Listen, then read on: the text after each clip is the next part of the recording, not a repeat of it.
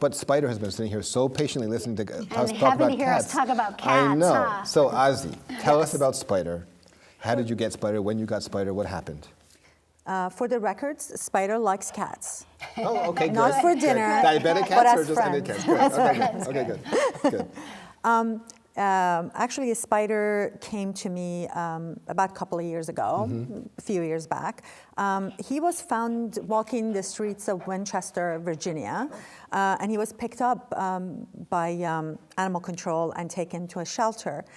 Because he's so young and cute, somebody from the shelter called Mutt-Love, which is a rescue in Northern Virginia area, and they came in and got him. And as soon as he was placed in foster home, Do you know how? I mean, I know he was young and cute, but do you know how old they thought he was? he was about 3 years old. Oh, so really young. That's really what young. the veterinarian thinks that he was. And he was picked up, put on the in a foster home, and right away they noticed some of the things you were mentioning. He was urinating a lot. He was drinking a lot. He was tired. He's tired because he had a good day today, but he didn't look quite well.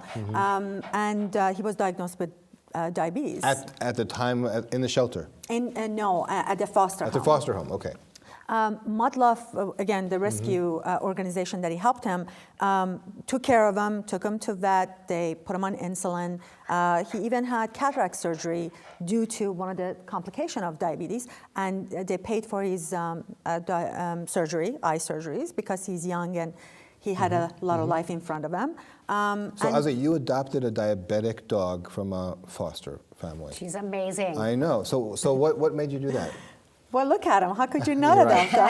And did you know much about diabetes? I did. I had a Chihuahua just kind of like a Spider named Charlie.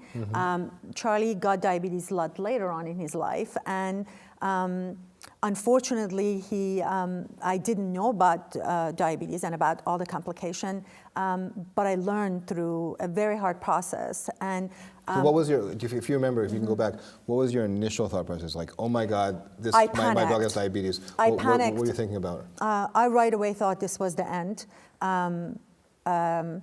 I just remember emotionally being bankrupt. I didn't know what to do. I don't think that I could even hear everything that my veterinarian was telling me. It took me 24 hours until she came back to me, gave me some time to grieve with the whole idea. And then I learned there are tools, there are medicine, there are things that I can do to take control of it. And that's how I learned about it. And so Dr. MacPete and Brittany, a technician, is going to join us in a little bit, and we've all had that conversation so many times with owners.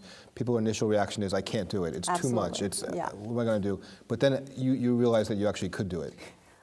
Yes, and I realized that how easy it was, and it wasn't the death sentence at all. As a matter of fact, you become smarter and you become better at taking care of your pet, but also it's a disease that we share with these animals. So it kind of makes you smart about your own diet, your own life, and then you realize that you're able to help animals just like Spider to have a second chance. Yeah.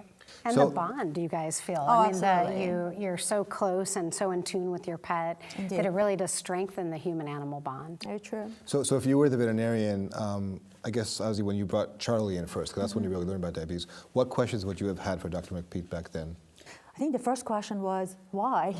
Why did this happen to him? I guess that's what... I think I think, like Azi said, it's so shocking for people to hear that initially. And I think a lot of people are unaware that it even occurs in animals like it does in humans. Sure. But then also, why? Why me? Why my pet?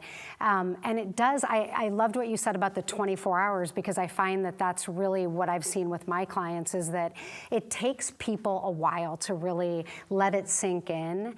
And I try to answer all their questions, but also send people home with literature and resources that are good, solid resources that they can go to on the web, so that they can see videos, so that they can learn more about diabetes, because it really takes a while for it to sink in what it means. And it's a big commitment for pet parents to have a diabetic animal. It's a big commitment of time and just a commitment, and a financial commitment as well. And they really have to be on board and understand it and be comfortable with it. But at and the that same takes time, not get overwhelmed, right? Yes, not get You can overwhelmed, do yep. it. It doesn't, Yeah. You don't have to change your life. Yep. You know, if you like playing golf on Sundays, you can still play golf on Yes, Sundays. yep.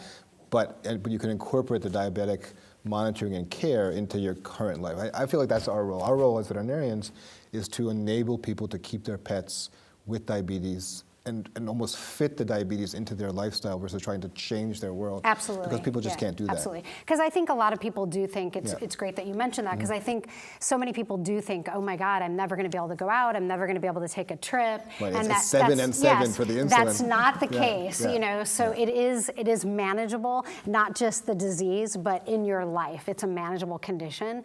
And Azi, you're such a great example of that, how easy it is to fit in your life and adjust. And probably long-term, the most important thing is to have the diabetes under control, right? Yes. We want them to be happy and healthy and under control. So is that hard? Do you find that hard to achieve with most pets, like Spider? Yeah, I think, you know, there's definitely, you know, the beginning is the hardest part, as you know, because the beginning is where we're really starting an animal on insulin, diet modification, and also teaching the pet parents how to do home monitoring, which is really key. Home monitoring is one of the things that helps people get their pet regulated quicker. It helps cut down on the number of veterinary visits, and it helps the pet parent co-manage the disease with their veterinarian. And it's a more accurate picture of what's actually happening, right? Because absolutely. Spider, as much as he seems to love where he is right now on Azi's lap, he might be a different dog in the clinic with a barking shepherd next to him and a really cute cat. And in the place next door. especially cats. So cats are very, very sensitive to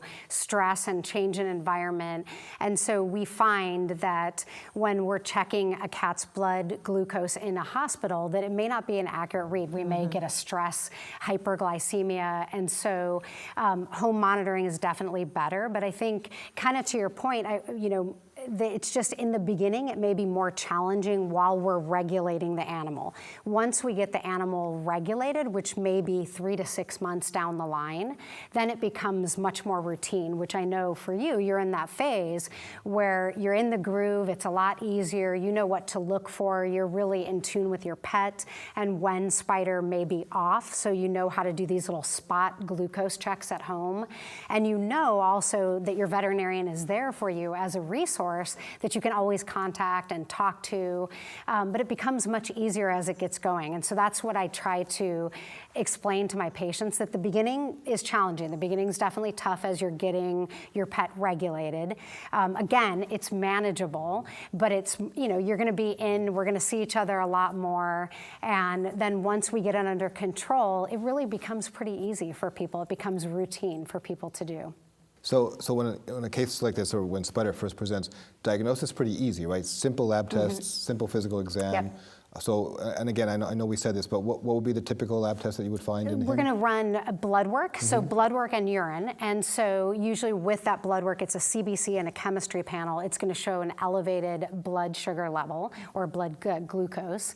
And then also looking at urine, we would see glucose in the urine, which it shouldn't be unless you have a diabetic animal. Sometimes in cats, we'll also run a test called fructosamine, which is a better test of blood sugar levels over the course, more chronically. So it's looking over the course of a couple weeks, what is that blood sugar level been? Yeah, because cats, they're so stressed. Yeah. And you know, people think that a stressed cat is a cat that's like screaming. Just huddling in the back of the cage can be a sign of a lot of stress in cats. They're so stressed, their blood sugar can actually be high. They can even have sugar in their urine just from stress. So that fructosamine helps us really define, is it a diabetic cat or just a really stressed cat? Yes. Not so much in dogs, and he doesn't look too stressed. No. No, I think he's fine. And it's good, like you said, the fructosamine is also a good monitoring tool we have to look at regulation.